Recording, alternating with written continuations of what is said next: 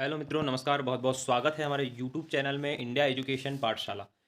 चलिए दोस्तों, आज हम प्रैक्टिस श्रृंखला को आगे बढ़ाते हुए प्रैक्टिस सेट में जानते हैं क्या क्या क्वेश्चन लेके आपके सामने मैं आज आया हूँ। वर्ग 3 की परीक्षा, जैसे कि जानते हो आप, परीक्षा चल रही है और बहुत अच्छे से आपकी तैयारी भी चल रही है। ठीक है, तो जो क्वेश्चन आ रहे हैं उस क्वेश्चनों के आधारित मैं इस प्रैक्टिस श्रृंखला को बनाया हुआ हूँ। ठीक है, अपन फोकस जो कर रहे हैं, जो क्वेश्चन अभी वर्तमान में पूछे जा रहे हैं उन क्वेश्चनों के आधार पर क्वेश्चन बनाया जा रहा है। ठीक है, चलिए दोस्तों, देखते हैं हम क्वेश्चनों को। निम्नलिखित में से किस अवस्था में बच्चे अपने समवयस्क समूह के सक्रिय सदस्य हो जाते हैं? तो बताना है किशोरावस्था, पूर्णावस्था, पूर्व बालावस्था, बाल्य अवस्था। तो इसका जो आंसर हो जाएगा ये हो जाएगा किशोरावस्था। क्या हो जाएगा यहाँ पे इसका आंसर? किशोरावस्था यहाँ पे आंसर इसका हो जाएगा। चलिए आगे बढ़ते हैं और देखते हैं अगले क्वेश्चन की ओर। निम्न में से कौन पियाजे के अनुसार बौद्धिक विकास का निर्धारक तत्व नहीं है? सामाजिक संचरण, अनुभव, संतुलीकरण, इसमें से कोई नहीं। तो इसका आंसर क्या होगा आपको बताना है। तो इसका आंसर हो जाएगा सामाजिक संचरण। क्या हो जाएगा इसका आंसर? सामाजिक संचरण इसका आंसर यहाँ पे हो जाएगा। ठीक है, चलिए दोस्तों अगले क्वेश्चन की ओर देखते हैं हम। विकास के संदर्भ में विकास के संदर्भ में निम्न में से कौन सा कथन सत्य नहीं है, बताना है आपको।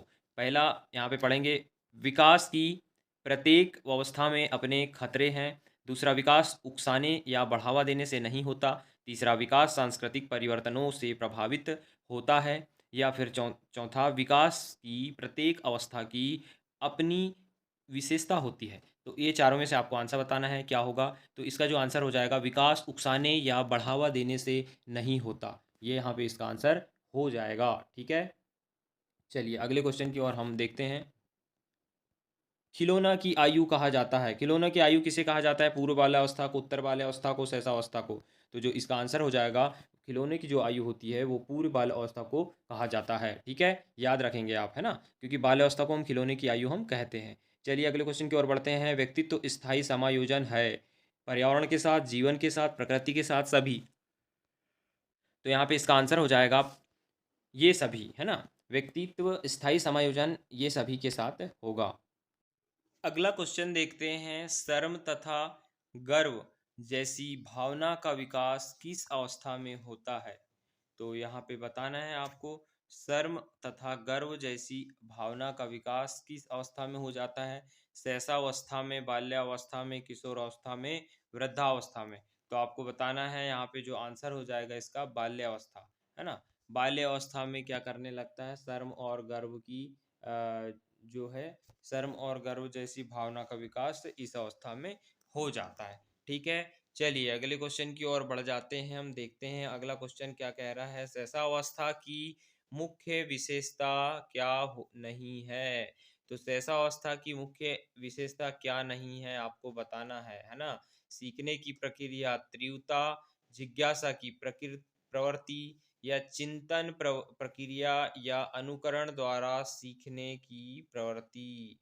तो यहाँ पे बताना है आपको सहसावस्था की मुख्य विशेषता क्या नहीं है। तो जो ये नहीं है, इसका आंसर हो जाएगा चिंतन प्रक्रिया। तो ये भैया सहसावस्था की विशेषता नहीं हो सकती, क्योंकि छोटा सा रहेगा, कैसे चिंतन करेगा वो, है ना।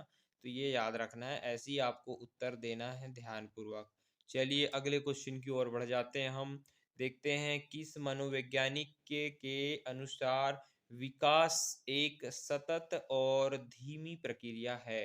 तो बताना है आपको, कोलसेनिक, पियाजे, या स्किनर, या हर्ला। तो इन चारों में से आंसर बताना है आपको, किस मनोवैज्ञानिक के अनुसार विकास एक सतत और धीमी प्रक्रिया है। कौन से वैज्ञानिक जी कहते हैं?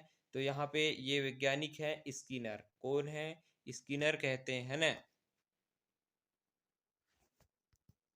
स्किनर कहते हैं कि विकास एक सतत और धीमी प्रक्रिया है, स्किनर कह रहे हैं। ठीक है, चलिए अगले क्वेश्चन की ओर बढ़ जाते हैं। व्यक्तित्व विकास की अवस्था है।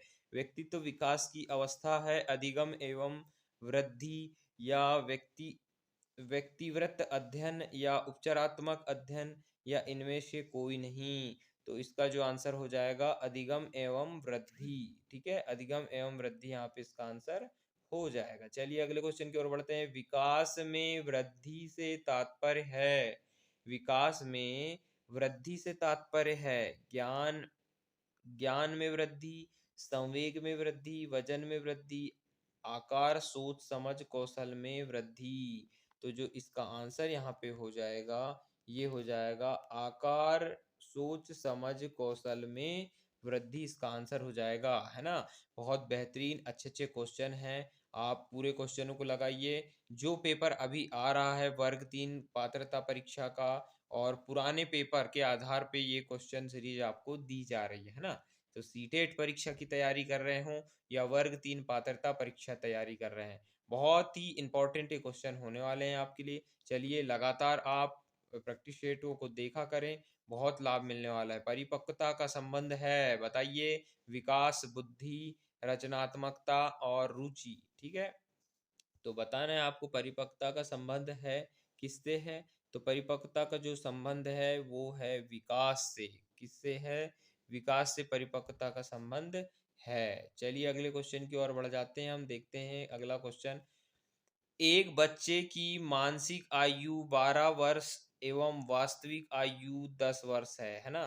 तो एक बच्चा है, उसकी जो मानसिक आयु है 12 वर्ष और वास्तविक आयु 10 वर्ष है। तो बुद्धि लब्धि क्या होगी? तो बुद्धि लब्धि का आपने सूत्र देखा होगा, मानसिक आयु के बटे वास्तविक आयु गुणा 100। ऐसे करके आपको क्या करना है, सूत्र लगाकर बुद्धि लब्धि ज्ञात करना है। तो ये जब ज्ञात कर लोगे तो इसका आंसर क्या हो जाएगा, यहाँ पे 120 इसका आंसर हो जाएगा। चलिए अगले क्वेश्चन की ओर बढ़ते हैं, देखते हैं अगला क्वेश्चन क्या कह रहा है। शरीर के आकार, क्या कह रहा है, शरीर के आकार में वृद्धि होती है क्योंकि शारीरिक और ज्ञात्मक विकास, संवेगात्मक विकास, संज्ञानात्मक विकास या नैतिक विकास। तो चलिए इसका उत्तर बताइए, क्या हो जाएगा इसका उत्तर। तो इसका उत्तर हो जाएगा शारीरिक एवं और ज्ञात्मक विकास। क्या हो जाएगा इसका आंसर? शारीरिक एवं ज्ञात्मक विकास, ठीक है। चलिए अगले क्वेश्चन को देखते हैं हम, अगला क्वेश्चन क्या कह रहा है। मानसिक विकास को प्रभावित करने वाले कारक हैं। मानसिक विकास को प्रभावित करने वाले कारक क्या हैं? वंशानुक्रम, परिवार का वातावरण, या परिवार की सामाजिक स्थिति, या उपरोक्त सभी। तो बताना है इसमें से आंसर क्या होगा भाई। तो इसका जो आंसर हो जाएगा वो हो जाएगा वंशानुक्रम। क्या हो जाएगा आंसर? वंशानुक्रम यहाँ पे इसका आंसर हो जाएगा। चलिए अगली अगले क्वेश्चन की ओर बढ़ते हैं हम। बाल मनोविज्ञान के आधार पर कौन सा कथन सर्वोत्तम है? बाल मनोविज्ञान के आधार पर कौन सा कथन सर्वोत्तम है? सारे बच्चे एक जैसे होते हैं, प्रत्येक बच्चा विशिष्ट होता है, कुछ बच्चे विशिष्ट होते हैं, या कुछ बच्चे एक जैसे होते हैं। तो बताना है बाल मनोविज्ञान के आधार पर कौन सा कथन सत्य सर्वोत्कृष्ट होगा। तो होगा प्रत्येक बच्चा विशिष्ट होता है। ये इसका आंसर हो जाएगा कि प्रत्येक बच्चा क्या होता है, विशिष्ट होता है। चलिए देखते हैं, चलिए ये है इसका उत्तर, ठीक है। तो आप अगला क्वेश्चन देखिए और इसका आंसर जल्दी से जी दीजिए। एक बच्चे की 1 मिनट। एक बच्चे की वृद्धि और विकास के अध्ययन की सर्वाधिक अच्छी विधि कौन सी है? मनोविश्लेषण मनोविश्लेषण विधि, तुलनात्मक विधि, विकासी विधि, या सांख्यिकी विधि। तो यहाँ पे इसका आंसर आपको बताना है, क्या हो जाएगा? विकासी विधि यहाँ पे इसका आंसर हो जाएगा, ठीक है। विकासी विधि यहाँ पे इसका आंसर हो जाएगा।